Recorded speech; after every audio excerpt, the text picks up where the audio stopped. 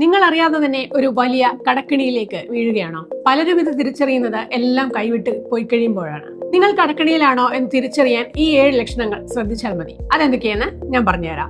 1. ആഹാരം, വാടക തുടങ്ങിയ അടിസ്ഥാന ആവശ്യങ്ങൾക്കായി പോലും നിങ്ങൾ ക്രെഡിറ്റ് കാർഡിനെയോ കടത്തെയോ ആശ്രയിക്കുന്നുണ്ടോ എങ്കിൽ അത് അപകട സൂചനയാണ്. രണ്ടാമത്തേത്, തട്ടിമുട്ടിയും ക്രെഡിറ്റ് കാർഡിന്റെ മിനിമം ബില്ല് മാത്രം അടച്ച് മുന്നോട്ട് പോവുകയാണോ?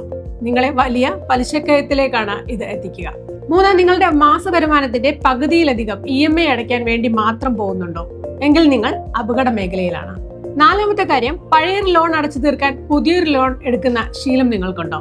ഇത് നിങ്ങളെ ഒരിക്കലും അവസാനിക്കാത്ത കടക്കണിയിൽ തളച്ചിടും.